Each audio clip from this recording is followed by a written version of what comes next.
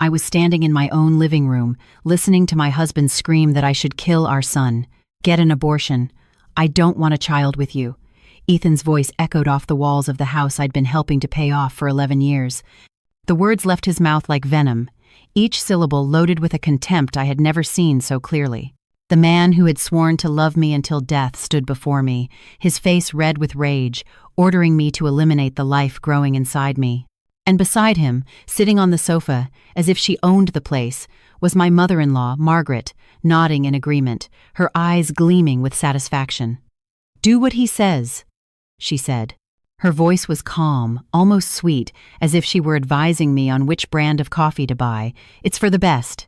I felt tears streaming down my face, hot, heavy, carrying the weight of 11 years of humiliation, of silence, of swallowing my pride, thinking it was love. But in that moment, something inside me shifted.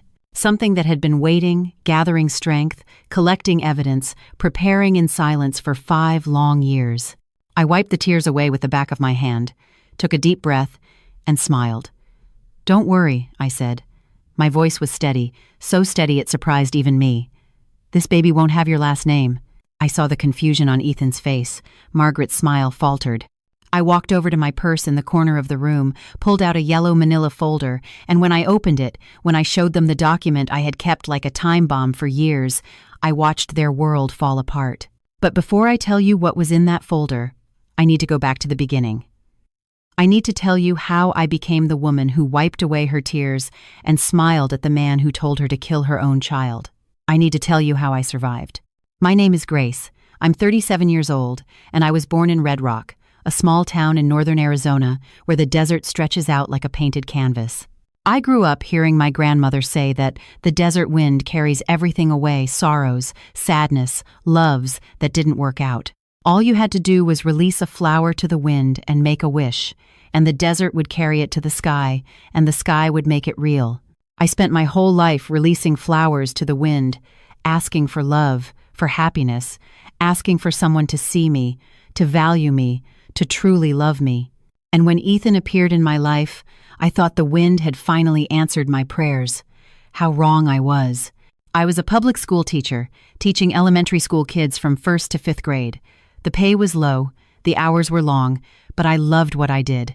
I was 24 back in 2011 when I met Ethan at the Red Rock County Fair. The fair is the soul of our town. Every fall, the main square fills up with food stalls, live music, and carnival rides. The smell of roasted corn and funnel cakes hangs in the air. People dance until the sun comes up.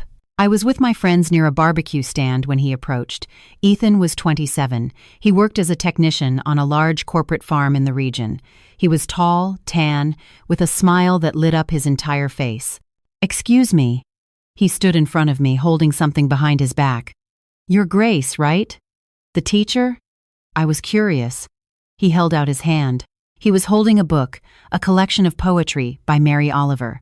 "I heard you like to read." His eyes were bright with nervousness. "I wanted to impress you, so I bought this. I don't know if it's any good. I don't really get poetry, but the girl at the bookstore said this author is special." I took the book. My hands were trembling. "You bought me a book without even knowing me?" He blushed, running a hand through his hair in embarrassment. "Well, I see you drive past the farm every day on your way to school, and I've always wanted to talk to you, but I never had the nerve. So today, with the fair and all, I figured, it's now or never." I laughed, not a mocking laugh, but a charmed one. No one had ever done something like that for me. No man had ever taken the time to find out what I liked, to buy a thoughtful gift, to work up the courage to approach me. I fell in love right there at that county fair, under the colored lights, with the band playing in the background and the smell of cotton candy in the air. If I had known what was coming, I would have thrown that book to the wind along with the flowers. But I didn't know. No one ever does. You only find out who people really are when it's far too late. We dated for 2 years. 2 years I hold in my memory as the happiest of my life. Ethan would pick me up from school every day. He'd pull up on his motorcycle, honk the horn, and wait for me with that huge smile on his face. The other teachers were green with envy. "That boyfriend of yours is a real prince, Grace," they'd say. "Hold on to him for dear life." I held on with my hands, my heart, and my soul. I held on until there was nothing left of me to hold with. Ethan brought me flowers for no reason. He'd show up at my house with a bouquet of wildflowers, the kind that grow on the side of the highway. He'd say he pulled over just to pick them because they reminded him of me. He wrote little notes and hid them in my purse. I'd only find them when I got home and emptied my bag. Small scraps of paper with phrases that made my heart race. Grace, you're the best thing that ever happened to me. I love you. Today was tough, but thinking about you made it all better. Can't wait to see you again. I'm counting the hours. I saved every single note. I still have them, in a shoebox under my bed.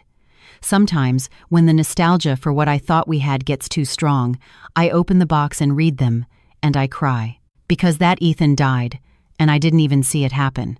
We got married in June of 2013, a simple ceremony at St. Francis Parish, the same church where my grandmother and my mother were married, a family tradition.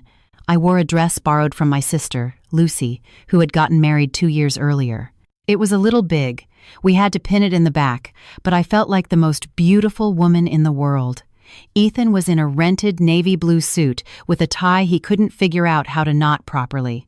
I spent 10 minutes fixing it for him before the ceremony while he sweated with nerves. Relax, I laughed, straightening his tie. Everything's going to be fine. What if I forget my lines? His eyes were wide with fear. You just have to say I do. You can do that, right? He nodded, took a deep breath, and squeezed my hand. Yeah, for you, I can always do that. We were broke. We didn't have our own house, a car, or any savings. The wedding reception was in my mom's backyard, with food made by the neighbors and music playing from a borrowed Bluetooth speaker. But we were happy. At least, I thought we were.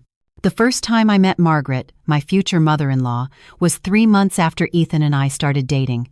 He took me to meet her for Sunday dinner. Her house was in a modest neighborhood in Red Rock, an old construction with peeling paint and a yard full of chickens. Margaret had been a widow since 2005 when her husband, Walter, died of cirrhosis. I already knew the story. Ethan had told me.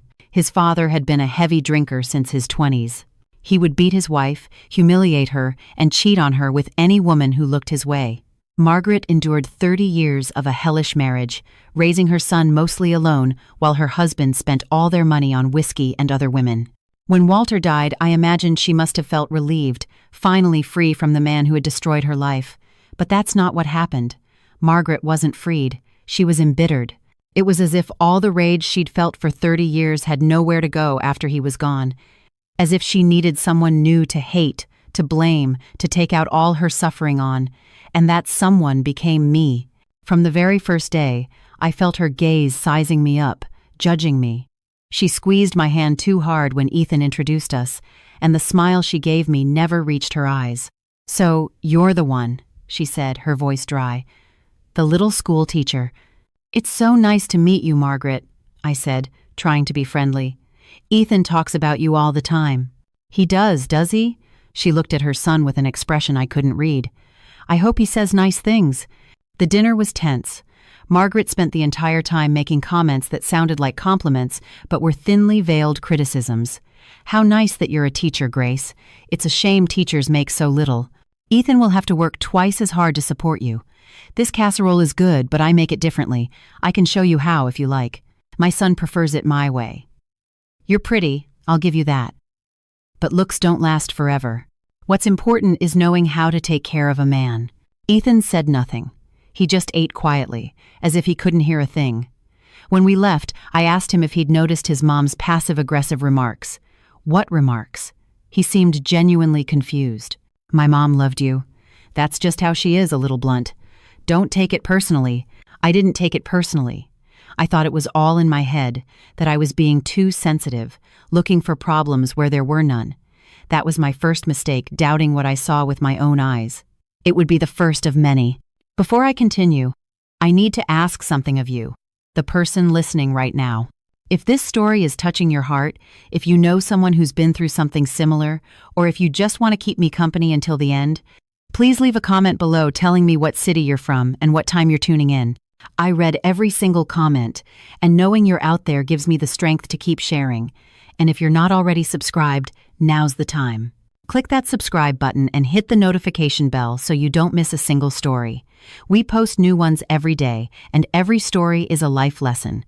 Now, let me continue telling you how my fairy tale turned into a nightmare. The Ethan I met at the county fair began to disappear, little by little, not all at once, not dramatically. He vanished slowly, like water evaporating in the sun. You don't see it leaving, but one day you look at the glass and it's empty. In 2014, a year after our wedding, he stopped picking me up from school. "What for, Grace?" he'd say, lying on the couch, scrolling through his phone. "You have legs, don't you? You can walk. It's not that far. But you always used to pick me up." That was when we were dating. We're married now. We don't need all that cutesy stuff. I swallowed the hurt. I told myself he was just tired from work, that it was normal for couples to change after marriage. In 2015, he stopped bringing me flowers. "Flowers die in 2 days, Grace. It's a waste of money. We need to save. But they don't have to be store-bought. You used to pick them from the side of the road, remember?" He rolled his eyes. "That was some lovesick kid stuff. I've grown up." In 2016, the note stopped. Writing notes? "Grace, for God's sake. We live together.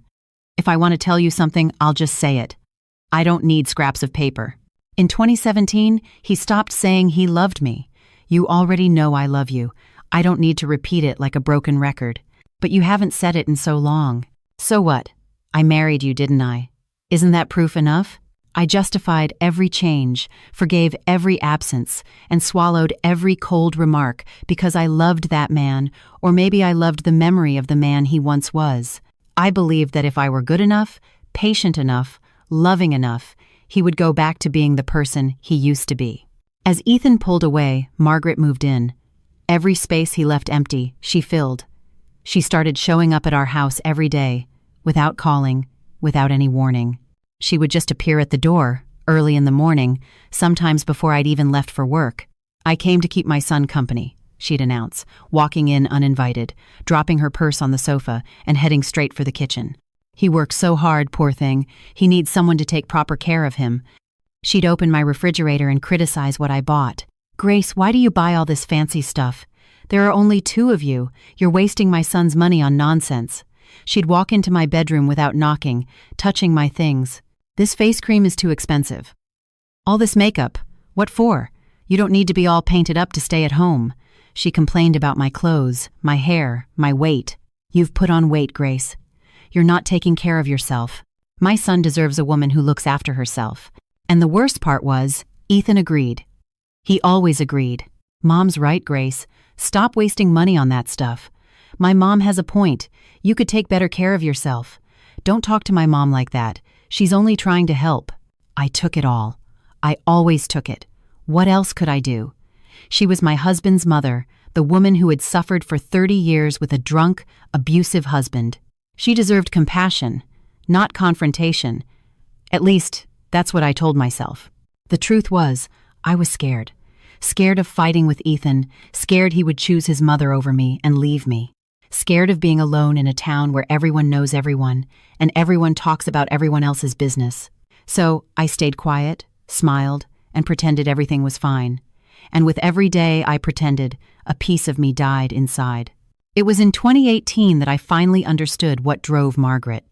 I understood the root of her hatred and, in a way, I almost pitied her. It was a Sunday dinner. Ethan had gone to the corner store to buy beer. The 2 of us were left alone in the kitchen. I was washing dishes. She was sitting at the table, drinking coffee. The silence between us was heavy, as it always was. We had nothing to talk about, no common ground, nothing in common except for the man who connected us. Suddenly, without warning, she spoke. "You think you're special, don't you, Grace?" I stopped scrubbing the plate. I looked at her reflection in the window. "What do you mean, Margaret? You think my son really loves you? You think you're different?" I didn't answer. I didn't know what to say. She continued, her voice thick with bitterness. "Men don't love women, Grace. Men use women. They use them until they get tired, and then they throw them away. That's what happened to me, and that's what's going to happen to you." I turned to face her. Her eyes were distant, lost in memories I couldn't see. "My husband used me for 30 years. She took a sip of coffee. 30 years of washing his dirty clothes, cooking his meals, cleaning his messes, and taking his beatings and his cheating. And you know what I got for it? Nothing. He died and left me with a house falling apart and a son who has no idea what his mother went through. I dried my hands on a dish towel and sat down in the chair across from her. You went through a lot, Margaret, I know that. But Ethan isn't Walter. He's different. She laughed, a dry, humorless sound.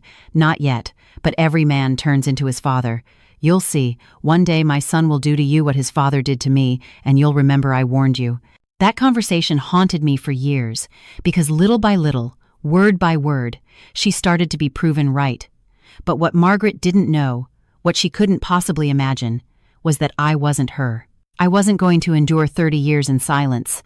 I wasn't going to let a man destroy me. I just needed the right moment to prove it. The news came the way all bad news does, by surprise, at a moment when you're least prepared. It was September of 2019, a normal Wednesday afternoon, nothing special about it. I was in the teacher's lounge grading papers when my colleague Jenna sat down in the chair next to me. Jenna taught math. We'd known each other since college, had gotten our teaching licenses at the same time, and had worked at the same school for years. She was the closest thing I had to a best friend. Grace. Her voice was strange, low and careful. Can I talk to you about something? I looked up from the papers. Her face was tense. Of course. What's wrong? She glanced around, checking if anyone else was there. The lounge was empty. The other teachers had already left for the day. I consider you a good friend. That's why I'm going to tell you this, because I'd want someone to do the same for me. My heart started to pound. When someone starts a conversation like that, it's never good news. Jenna, just say it. You're scaring me. She took a deep breath and took my hand. Ethan's been seen with another woman in Coyote Springs. The words entered my ears but took a long time to reach my brain, as if they had to break through a thick layer of denial before they could make sense. What? A woman named Heather. She works at the Circle K over there. People are talking, Grace. My cousin lives in Coyote Springs and he told me. He says they're seen together every week. I pulled my hand away. My breathing grew shallow. It must be a mistake, I said, my voice weak and shaky. Ethan works over there. He probably knows a lot of people. It doesn't mean anything. Jenna looked at me with pity, that look that hurts more than any words.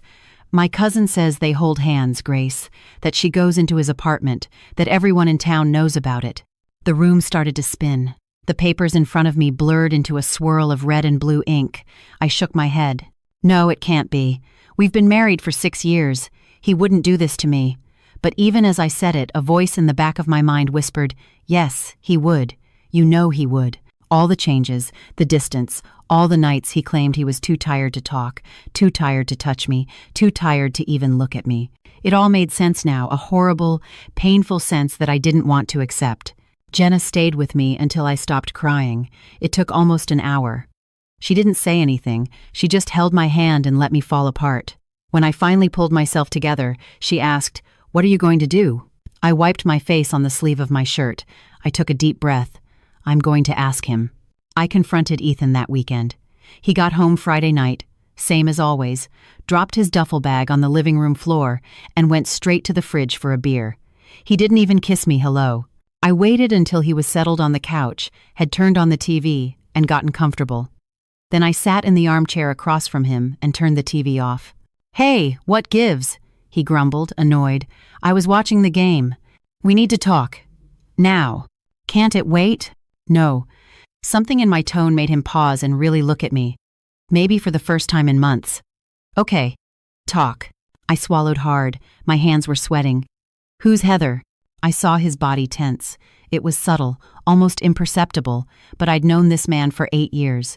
I knew how to read his every move. "Heather?" He shrugged, a little too casually to be real. "She works at the Circle K near the farm." "Why?" "People are saying you're seeing her. That you've been seen holding hands." "What people? People from Coyote Springs?" "Gossip, Grace. People with nothing better to do." "Are you really going to believe gossip over me?" "So it's not true?" He stood up, walked over to me, and held my face in his hands, a gesture he hadn't made in years. "Grace, look at me." His eyes were steady, unwavering. "I swear on my mother's life it's a lie. I have nothing to do with that woman. She's just an acquaintance." I wanted so badly to believe him. My heart was begging to believe him. "You swear?" "I swear on everything that's holy." I nodded. I let him hug me. I smelled his cologne, a different one than he usually wore. Liar, the voice in my head whispered. He's lying. But I pretended not to hear it. I pretended to believe him. And I started my investigation in silence. It took me 2 months to work up the courage to go to Coyote Springs. 2 months of sleepless nights, of checking his phone while he slept, of analyzing every word he said for signs of a lie. I found no evidence on his phone. Ethan was careful. He deleted messages, used apps where conversations disappeared. But the absence of proof didn't mean innocence. It meant he was smart. In November of 2019, I made my move. I told Ethan I was going to visit a cousin in Phoenix for the weekend. I lied about the date, telling him I'd be gone a weekend when he was scheduled to work. Instead, I took an early morning bus to Coyote Springs. The town was small, smaller than Red Rock. Finding the Circle K was easy. I asked the first person I saw at the bus station. I stood across the street, hiding behind a tree, and watched. It was a simple storefront, red and white, with a glass door. I could see the woman at the counter. Heather. She was younger than me, maybe 25. Pretty in a natural way, no heavy makeup, no fuss. Straight brown hair pulled back in a ponytail, a slender frame, and an easy smile for every customer who came in. I waited there for hours, buying time with coffee from a shop next door, pretending to wait for someone. At 6 p.m., my heart stopped. Ethan pulled up, parking his motorcycle in front of the Circle K. He took off his helmet, ran a hand through his hair in the reflection of the glass door, and went inside. I was frozen, unable to move, as if my feet had grown roots into the pavement. 5 minutes later, he came out, and Heather came out with him. I saw her lock the door to the store. I saw him take her hand. I saw them smile at each other like two teenagers in love. They walked hand in hand to an apartment building 2 blocks away, a simple 3-story building. I saw them go inside. I saw the light on the second floor turn on. And I just stood there on the street, crying silently for 2 hours. Crying for myself, for the fool who believed his oaths, for the woman who had spent 6 years building a life with a liar, the apartment I helped pay for, the man who swore on his mother's life that it was all a lie. I took the last bus back to Red Rock. I didn't say a word when I got home the next day. Ethan asked how my visit with my cousin was. I said it was fine. He didn't notice I was lying because he was too busy with his own lies to pay attention to mine. And it was right then, sitting in my living room, looking at the man who had destroyed my trust, that I began to make my plan. I could have confronted Ethan right then and there. I could have screamed, cried, demanded an explanation. I could have called my family, exposed his affair to everyone, caused a scene that the whole town would talk about for weeks. But I didn't. You know why? Because a fool screams. A smart woman plans. I knew that if I confronted him then, he would deny it, make excuses, cry, beg for forgiveness, and promise it would never happen again. And I, the lovesick fool I was, might have believed him again. No, I needed more than just catching him in the act. I needed security, independence, an exit strategy so well constructed that when I left, it would be for good. And that's what I spent the next several years doing. In January of 2020, I made an appointment with a lawyer in Phoenix. I chose a different city on purpose. In Red Rock, everyone knows everyone. If I'd sought out a local lawyer, the whole town would have known I was considering a divorce within a week. The lawyer's name was Fernanda Gutierrez, a small office downtown, but with impressive diplomas on the wall and a reputation for never losing a case. "Sit down, Grace," she said, gesturing to the chair across from her desk. "Tell me what's going on." I told her everything, the affair, the humiliation, the years of a deteriorating marriage. I cried several times during the story. She offered me tissues and water but never interrupted. When I finished, she folded her arms and looked at me seriously. "I'm going to be honest with you. From a legal standpoint, the divorce will be straightforward. You have no children, no house in your name, no significant assets to divide. If you both agree to separate, it's just a matter of signing the papers. And if he doesn't agree, it gets a little more complicated, but not by much. Do you have proof of the affair?" I shook my head. I saw it with my own eyes, but I don't have photos, nothing documented. She picked up a pen and jotted something down. "First thing, start documenting. Photos, videos, texts, witnesses, anything you can get. The affair doesn't prevent the divorce from happening, but it helps when it comes to negotiation. I nodded, absorbing every word. Second thing, you need financial security. You said you're a tenured teacher. That's good. It means you have your own income, but you need to start saving.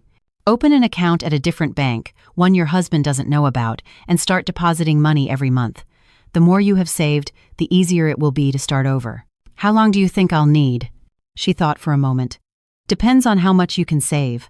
I'd recommend at least 2 years of preparation. It sounds like a long time, but it goes by fast, and you'll be glad you waited. I left Fernanda's office with a long-term plan that required patience, discipline, and, above all, silence. In the following months, I began to execute it. I opened a savings account at a bank Ethan didn't use, choosing a branch in Phoenix to avoid any risk of running into someone I knew. Every month, I deposited what I could, $100, sometimes $200. It wasn't much, but it was consistent. Ethan never noticed. He thought I earned less than I actually did. From the beginning of our marriage, I had let him believe a lie about my salary. It wasn't planned. It was just a casual comment I'd made once and never corrected. Now that lie was saving me. While I was saving money, I also started digging deeper. Not just into the affair, I already knew about that. I started researching Ethan's family, his past, the secrets they kept, and that's when I found the bombshell. Walter, Ethan's father, had died in 2005. I knew that. What I didn't know was that before he died, he had owned a large plot of land in Red Rock, near the center of town, an inheritance from his grandfather. When Walter died, Margaret inherited everything, but legally, half of that land belonged to Ethan, the only child. It turned out that in 2010, Margaret had sold that land. She sold it for $200,000 and didn't share a dime with Ethan. In fact, she did something worse. She needed his signature to complete the sale, since he was an heir. But instead of asking for his authorization, she simply forged his signature. A crime.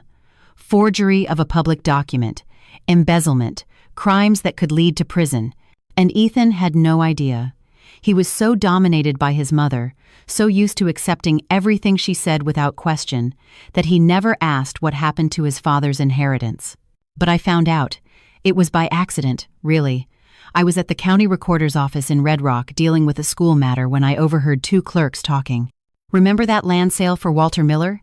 The one near downtown? I remember. The widow sold it to some developer from out of state, right? Yeah, but I was looking through the old files the other day, and you should see the paperwork. The son's signature is all wrong. Looks like a forgery. Seriously? And nobody ever contested it? Doesn't look like it. The son probably doesn't even know. I stood there frozen, pretending to look for something in my purse while I soaked up every word. After they left, I went to the records department. I asked to see the documentation for the sale, pretending to be a relative interested in land in the area. The clerk didn't even blink. In a small town, everyone's related to everyone. And there it was, the deed of sale, with Ethan's signature clearly forged. Anyone who knew his handwriting would have seen the difference. I requested copies of everything, put them in a yellow manila folder, and continued to wait. In the years that followed, I hired a private forensic document examiner. I paid him with the money I was saving. He analyzed the signatures, compared them with authentic documents I managed to get, and issued an official report confirming the forgery. That yellow folder became my secret weapon, my guarantee that when the time came, I wouldn't be leaving empty-handed. While I was planning my freedom, life at home kept getting worse. In March of 2020, the pandemic hit. Ethan, who used to work in Coyote Springs during the week, started staying home. I thought the forced proximity might bring us closer.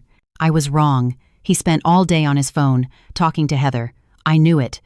Sometimes he'd go out into the backyard, thinking I couldn't hear him, and I'd listen to him whisper, "I love you," into the phone. I pretended not to notice.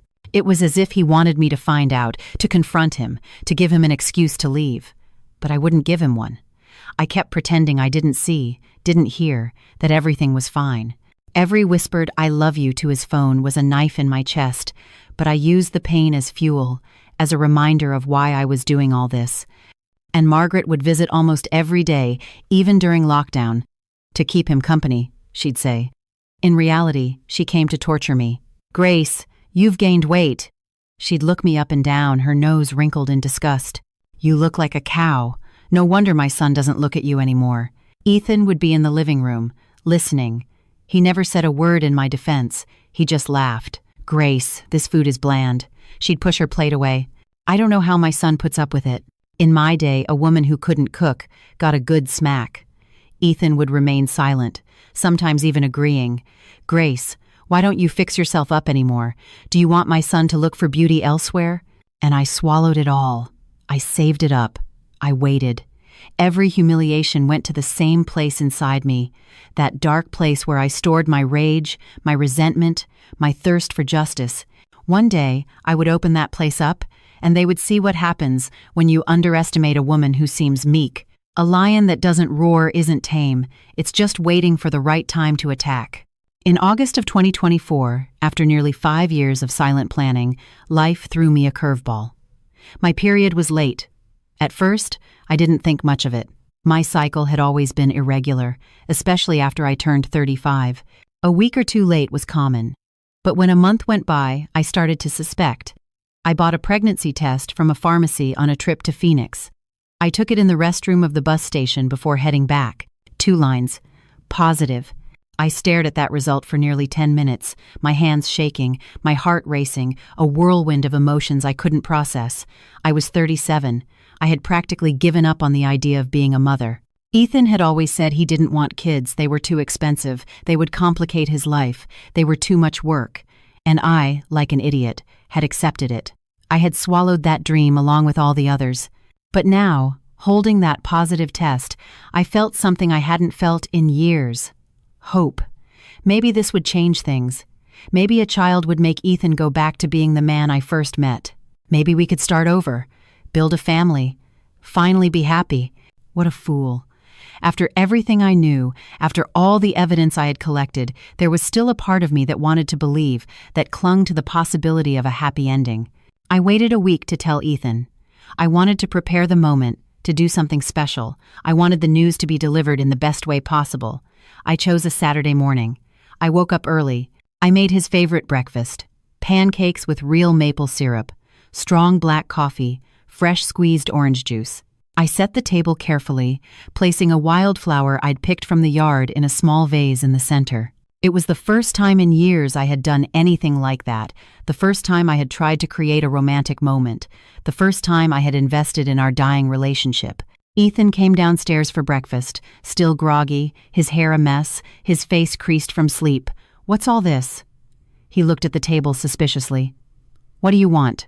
"I don't want anything. I just wanted to have a special breakfast today." He sat down, grabbed a pancake, and started eating, his eyes glued to his phone, as always. I waited until he finished. I took a deep breath. My hands were sweating under the table.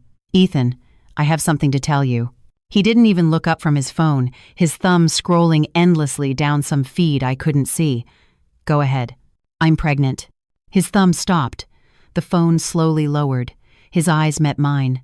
For a second that seemed to last an eternity, I saw something flash across his face. Surprise, maybe, or fear, or both. Then rage took over. "What? Pregnant?" My voice trembled, but I forced the words out. "About 2 months." He slammed his phone down on the table. The device hit his plate, nearly knocking over his coffee mug. "You did this on purpose, didn't you?" I shrank back in my chair, startled by his outburst. "Ethan, what are you talking about? On purpose?" He shot up from his chair, which clattered backward onto the floor. "To trap me, to tie me to this marriage. We've been married for 11 years, Ethan. What do you mean, trap you?" "Shut up!" The shout echoed through the kitchen. I felt the blood drain from my face. In all our fights, he had never screamed like that. He had never told me to shut up with so much rage, so much contempt. "I don't want a kid." He paced back and forth, his hands on his head, like a caged animal. "And especially not with you." The words hit me like a slap. "Especially not with you." What did that even mean?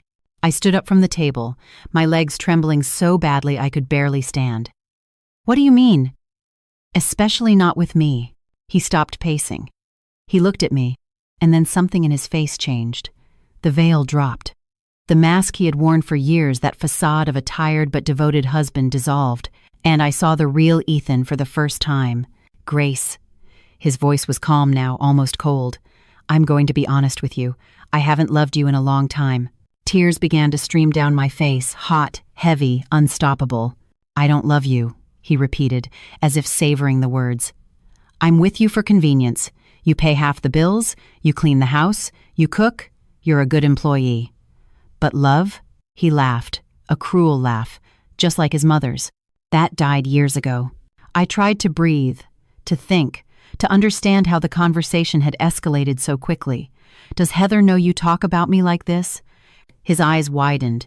He hadn't expected me to know her name. Don't look at me like that. I wiped my tears with the sleeve of my shirt. I know everything, Ethan. I've known for 5 years. I know about the apartment. I know about you holding hands. I know about the I love you's you whisper on the phone when you think I'm not listening. His face went through a series of expressions in seconds. Surprise, shame, anger, and finally, relief. Relief, as if the fact that I knew freed him from having to pretend anymore.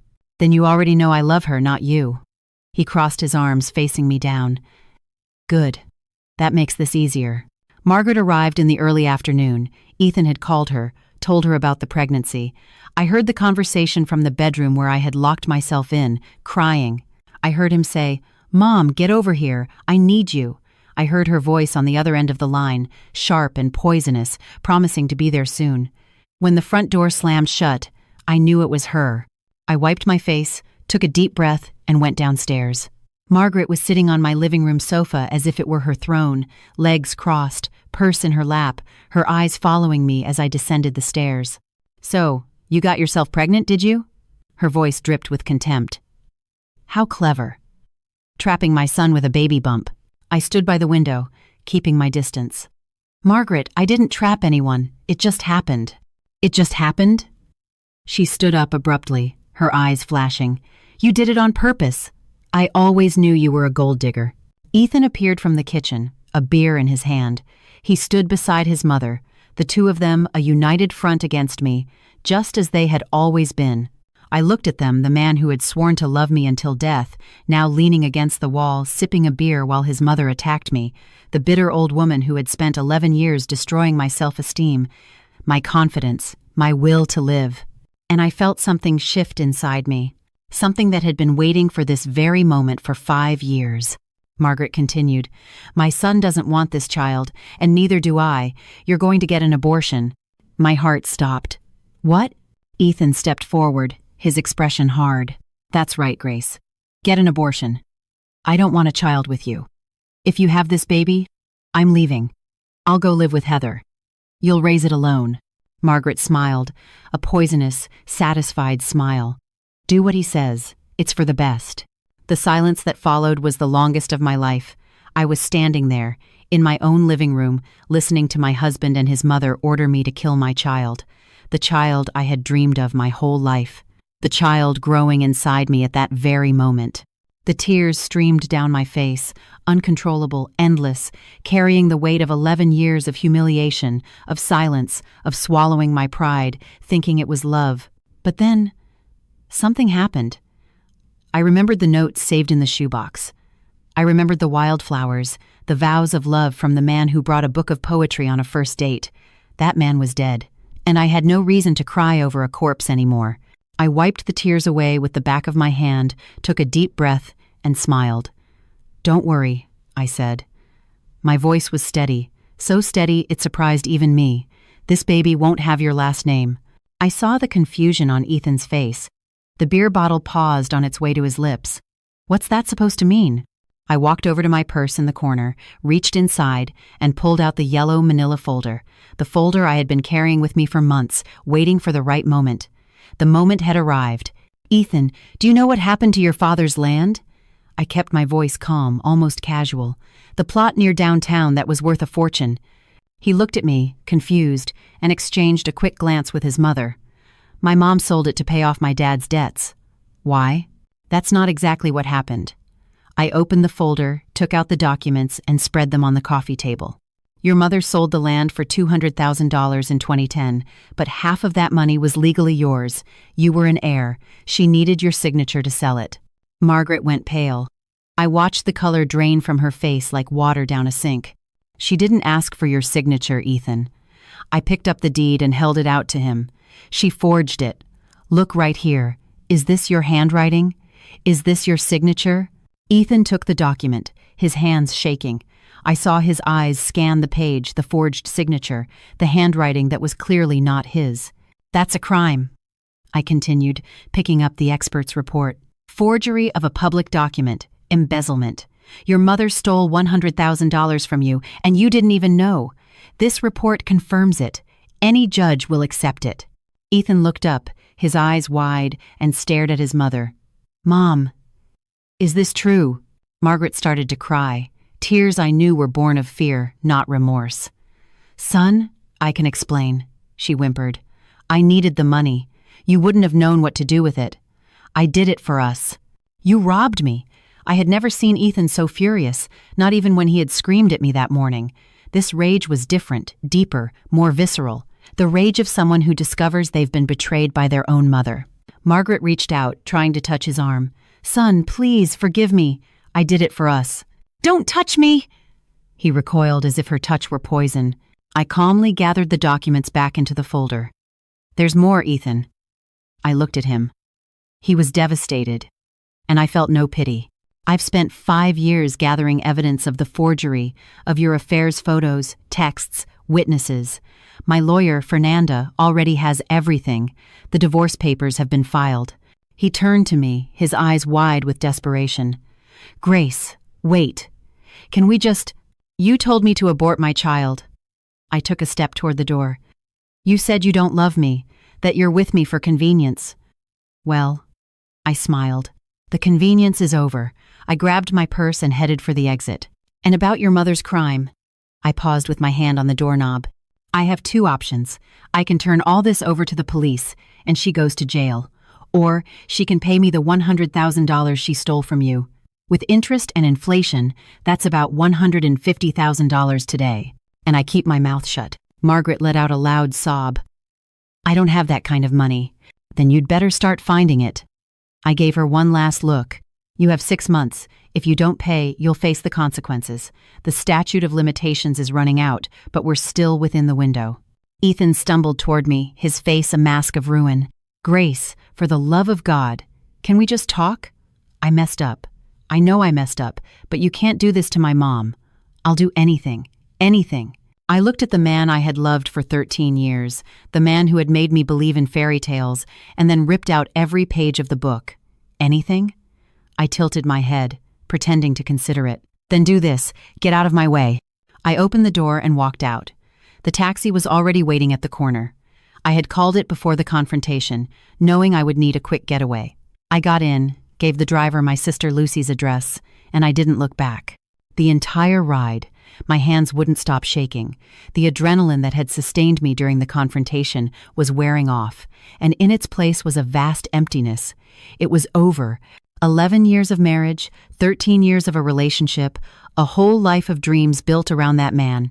It had all ended in less than an hour, and the strangest thing was, I wasn't sad. I was relieved. Lucy met me at the door with no questions asked. She saw my face, saw the suitcase I had packed in a hurry, and just opened her arms. Come on in, sis. The guest room is all made up for you. It was only when I sat on the bed, alone in the silence of that spare room, that I finally, truly cried. But they weren't tears of sadness. They were tears of liberation. It was over. I was free. And now, I could finally start to live. The next few days were a blur. Ethan called me 200 times in the first week. I'm not exaggerating. I counted every missed call. He sent texts begging for forgiveness, voicemails where he was crying, messages filled with promises I knew he wouldn't keep. Grace, come back. Let's talk. I love you. I always loved you. Heather means nothing. I'll leave her. I already ended it. Please come home. For the love of God, don't do this to my mom. It'll kill her. I didn't answer a single one. Every message that came in, I read once and deleted.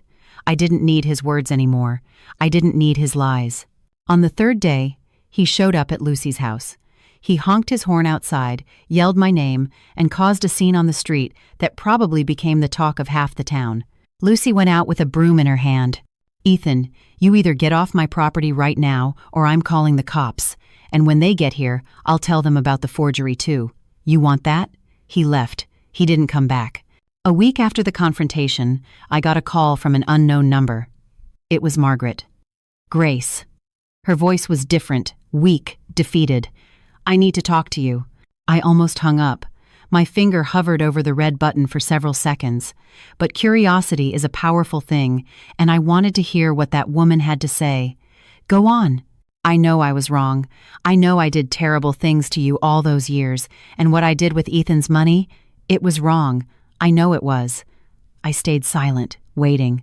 "But I'm old, Grace. I'm not healthy anymore. I don't have the strength. If you turn me into the police, I'll die in prison." I felt something tighten in my chest. It wasn't pity. It was recognition. Recognition that this woman, despite everything she had done, was a human being. A human being who had suffered, who had made terrible choices, and who was now reaping what she had sown. "I don't want you to go to prison, Margaret," I said, my voice softer than I'd intended. "I want what's fair, $150,000. It's the money that was rightfully Ethan's, adjusted for today. You stole from him, not me." "I don't have that money." "Then you'll have to find it." There was a long silence on the other end of the line. "I'll sell the house," she finally choked out. "It's all I have. I'll sell it and borrow what I can." "You have 6 months."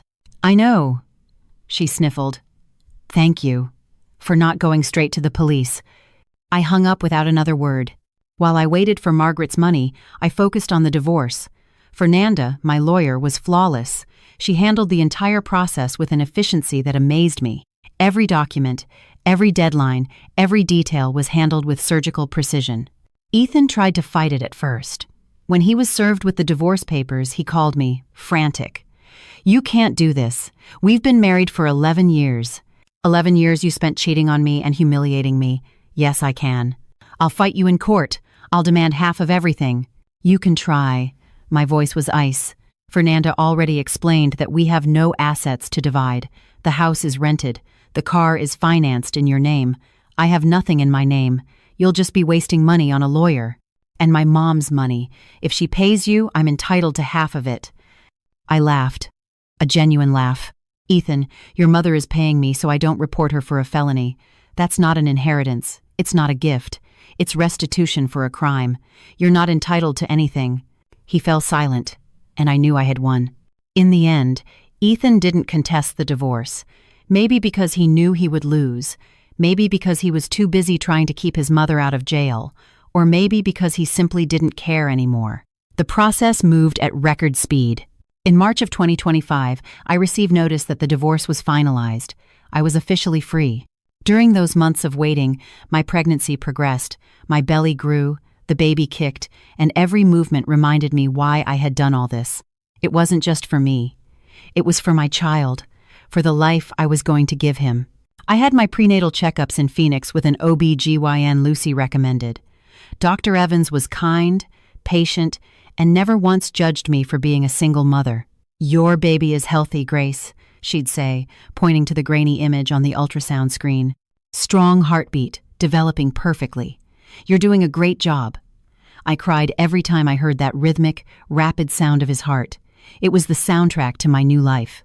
In January of 2025, Margaret made the first payment, $75,000, wired to the account Fernanda had designated. The money came from the sale of her house, the same house where she'd raised Ethan, where she'd lived for decades. I heard she went to live with a sister in California. She never came back to Red Rock. I didn't feel sorry for her. She reaped what she sowed. The second payment came in March, another $50,000. Money borrowed from relatives, I heard through town gossip. The third and final payment came in April.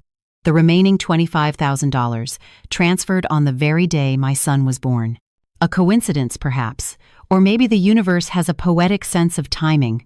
I signed a legal agreement, drafted by Fernanda, stating that I would not press charges against Margaret for the forgery. She signed it too, acknowledging her crime in writing. I kept that document, locked away safely, just in case she ever tried anything in the future.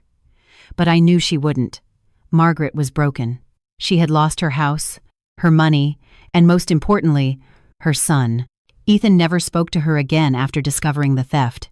I heard he blamed her for everything, for the failed marriage, the lost money, the life that had fallen apart. Ironic, isn't it? She spent years poisoning him against me, and in the end, she was the one he abandoned. My son was born on an April morning in 2025. 23 hours of labor, a pain I never knew could exist, moments when I thought I couldn't do it. But I did. At 7:42 a.m., I heard his first cry, a strong, indignant cry, full of life. The nurse placed him on my chest, red, wrinkled, his eyes still squeezed shut. He was the most beautiful thing I had ever seen. "It's a boy," the doctor smiled. 7 pounds, 10 ounces. Perfectly healthy.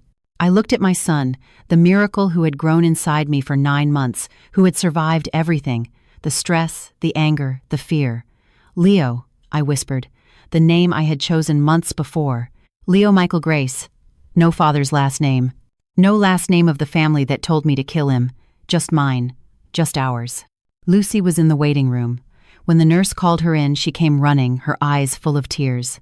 "Let me see my nephew." I placed Leo in her arms. She cried. I cried. Even the nurse cried. "He's perfect, Grace," Lucy said, kissing his forehead. "You are the strongest woman I know." I didn't feel strong. I felt tired, sore, and terrified of the responsibility ahead. But looking at my son, sleeping in my sister's arms, I knew I would be okay. I had to be. Ethan asked to see Leo when the baby was a month old. I thought long and hard before agreeing. Part of me wanted to say no, to keep him away, to make him suffer without ever knowing his son. But I wasn't Margaret. I wouldn't use my child as a weapon. We arranged a meeting at Lucy's house, with her present. I didn't want to be alone with him. He agreed to the terms. He arrived on time, knocked, and waited to be let in. He looked different, thinner, with dark circles under his eyes, his beard unshaven. "Thanks for agreeing to this," he said, his voice barely a whisper. I didn't reply, just gestured to the bassinet where Leo was sleeping. Ethan approached slowly, looked down at the baby for a long moment, and then he did something I didn't expect. He wept, not a quiet, controlled cry, but a real, racking sob, with thick tears rolling down his face. "He's beautiful," he whispered between sobs. "He looks just like you." I stood in silence. I didn't know what to say. He reached out a hesitant hand and touched Leo's tiny fist. The baby stirred but didn't wake. "I regret it," Ethan said, looking at me, his eyes red. "All of it. How I treated you, what I said, what I did. If I could go back." "But you can't," I said, my voice softer than I'd intended. "What's done is done." He nodded, wiping his face on his sleeve. "I want to be a father, Grace. I know I don't deserve it. I know I ruined everything, but that little boy is my son. I want to be a part of his life." I thought about his words, about the empty promises he'd made over the years, the lies, the betrayals, the humiliations. But I also thought about Leo, about his right to know his father, about the decision that wasn't mine alone to make for him. "You can visit him," I said finally. "You can be a father. You can be part of his life. But you and I looked him straight in the eye. "You and I are over. Forever." He nodded, the pain on his face evident. "I understand. And if you ever hurt my son in any way, if you disappoint him, if you disappear, if you do to him what you did to me, I will make sure you never see him again. Understood?" "Understood." He stayed a few more minutes, watching his son sleep. Then he said goodbye and left. I later found out that Heather had left him. When she discovered he was broke, living in a rented room, with no mother to support him and no wife to exploit, she disappeared. True love. No, I didn't take pleasure in his misfortune. I didn't feel joy. Just a hollow acknowledgement that life has a strange way of balancing the scales. More than a year has passed since that day in the living room. More than a year since I wiped away my tears, smiled, and destroyed the life of the man who told me to kill my son. A lot has changed. With Margaret's money, the $150,000 she paid me to stay out of jail, plus the savings I had accumulated for 5 years, I was able to buy a house. A small, simple house, but it's mine. 2 bedrooms, 1 bath, a nice kitchen, and a backyard with a peach tree that was already there when I moved in. It's 3 blocks from the school where I teach, so I can walk to work. Leo is 8 months old now. He smiles all the time. He has my almond-shaped brown eyes and a way of looking at the world that seems full of wonder. Everyone says he's my spitting image. I proudly agree. Mornings are my favorite part of the day. I wake up at 5:30, before the sun is up. I make coffee in a percolator, the way my grandmother used to. The smell fills the whole house, and it feels like a hug. I take my mug out to the porch and sit in the rocking chair I bought at a flea market. From there, I watch the sky change color, from deep blue to orange, pink, and gold. Sometimes Leo wakes up, and I bring him out onto my lap. We just sit there, the two of us, watching the sunrise over Red Rock. I never imagined peace could be this simple. I still teach at the public school. Same kids, same classrooms, same challenges. But now I approach my job differently. Before, work was an escape, a place I ran to so I wouldn't have to face the reality of my marriage. Now, it's a choice. I do it because I love it, because I believe in it, because I know I'm making a difference in those kids' lives. My colleagues have noticed the change. Grace, you're different. Jenna told me one day during recess. Lighter, more, you. I smiled. She was right. I was more me, for the first time in a very long time. Ethan visits Leo twice a month, sometimes 3 times, depending on his work schedule. He got a job on a smaller farm, right here in Red Rock. It pays less than he used to make, but it's enough. He lives in a small 1-bedroom apartment downtown. When he comes to see his son, it's always at my house, with Lucy or a neighbor nearby. I don't trust him enough to leave them alone, but I have to admit, he's trying. He never mentions Heather again, never talks about getting back together, never makes promises he can't keep. He just comes, plays with Leo, sometimes changes a diaper, and leaves. I don't know if he's really changed or if he's just doing the bare minimum to keep access to his son, and honestly, I don't care anymore. What matters is that Leo has a father who is present, however imperfect, and that choice is his to make, not mine. Sometimes at night, after Leo is asleep, I open the shoebox, the one that holds the notes Ethan used to give me when we were young and in love. The papers are yellowed with age, with his handwriting that I once knew so well. Grace, you're the best thing that ever happened to me. Can't wait to see you again. I'm counting the hours. I love you more than words can say. I read each one, and I cry. I don't cry out of nostalgia or regret. I cry for the woman I used to be, for the naive girl who believed every word, for the 24-year-old who met a man at a county fair and thought she had found the love of her life. That Grace died sometime in the last 11 years. She died slowly, suffocated by the humiliations, the betrayals, the pain of living with someone who didn't love her. But in her place, another woman was born, a stronger, wiser, more whole Grace. And this Grace, the one I am now, wouldn't trade the life she has for anything. Last month, I ran into Margaret at a grocery store in Phoenix. I was visiting for the weekend, and by chance, we crossed paths in the cleaning supplies aisle. Her eyes widened when she saw me. She gripped her shopping cart tightly, as if needing it for support. Grace. Margaret. We just stood there, looking at each other for what felt like an eternity. She was different, older, thinner, more stooped. Her hair had gone completely white, and her hands trembled. "How are you?" she asked, her voice hesitant. "I'm good," I replied. "Very good, actually." "And the baby?" "Leo. He's wonderful. Healthy, happy. He smiles all the time." I saw something flash in her eyes, pain, maybe, or regret. "I'm so sorry," she said suddenly, "for everything, for how I treated you, for what I said, for what I did." I looked at the woman who had spent 11 years trying to destroy me, who had called me a gold digger, incompetent, unworthy of her son, and I didn't feel rage. I felt pity. "I accept your apology, Margaret," I said, and it was true. But accepting doesn't mean forgetting. It doesn't mean everything is okay. "I know." She looked down. "I know it's not. You suffered a lot in your life. I understand that now. But you chose to pass that suffering on instead of breaking the cycle. You chose to hurt me because you had been hurt. And that—" I took a deep breath. "That wasn't fair." She nodded, her eyes filling with tears. "You can see your grandson one day," I added. "If Ethan wants to bring him, I won't stop it. But you and I shook my head. "We don't have anything to build." "I understand," she whispered. I nodded, pushed my cart into the next aisle. and didn't look back. In my front yard, where the Arizona desert stretches out so close you can almost feel the wind on the earth, I planted a new peach tree. It's still small, barely provides any shade. But every day I water it. I care for it. I talk to it like my grandmother used to talk to her plants. Grow strong, I tell it. Grow tall.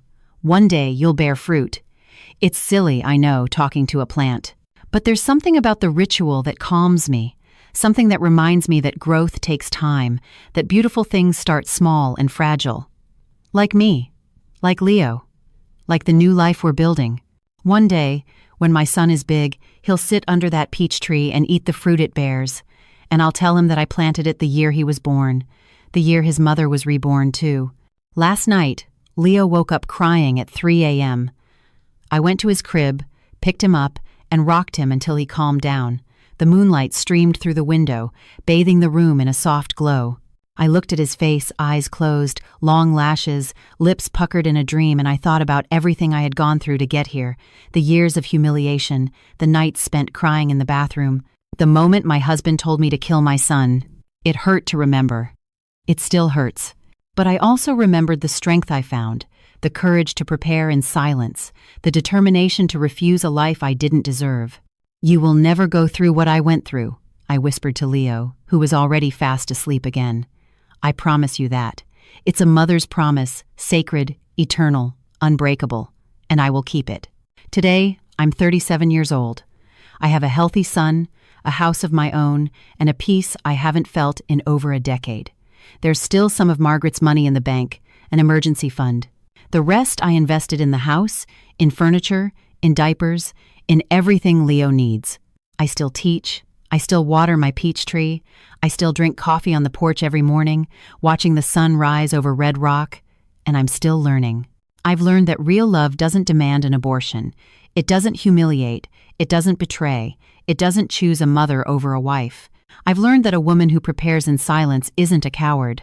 She's a strategist. I've learned that pain can be fuel, if you know how to use it. And most of all, I've learned that you can always start over. No matter how many years you've lost, no matter how much you've suffered, no matter how much you thought it was too late, it's never too late. My grandmother used to say that the desert wind carries everything away, the sorrows, the sadness, the loves that didn't work out. Last week, I took Leo to see the desert. We sat in the sand, our bare feet sinking in, and looked out at the infinite horizon. I picked a wildflower, a white desert marigold, just like the ones Ethan used to bring me, and I let it go. "Go," I whispered, watching the flower get caught in the current of air. "Take the pain, take the sorrow, take everything that no longer serves me." Leo babbled something, reaching his tiny hands toward the sky. I laughed and hugged him tighter. "See the flower?" I pointed. "It's going up to the sky," just like Grandma said. He didn't understand, of course. He's only 8 months old. But one day, he will. One day, I'll tell him this whole story. I'll tell him about the man who asked me to kill him, about the grandmother who supported it, and about the mother who refused. And I'll tell him that he, Leo, was the reason for all of it. The reason I found strength when I thought I had none left. The reason I fought when I wanted to give up. The reason I was reborn when I was nearly dead inside. My son was my salvation, and I will spend the rest of my life being worthy of that gift. Sometimes, late at night, when Leo is asleep and the house is quiet, I think about the Ethan I met back in 2011. That gentle man who brought a book of poetry on a first date, who wrote little notes and left them in my purse, who looked at me as if I were the most precious thing in the world. I wonder where he went when he died, and if he ever really existed at all. And then I close the shoebox, I look at the baby monitor at my sleeping son, and I know it doesn't matter anymore. The past is a ghost. My future is here, breathing softly in the next room, and for the first time in a very long time, I am not afraid of tomorrow.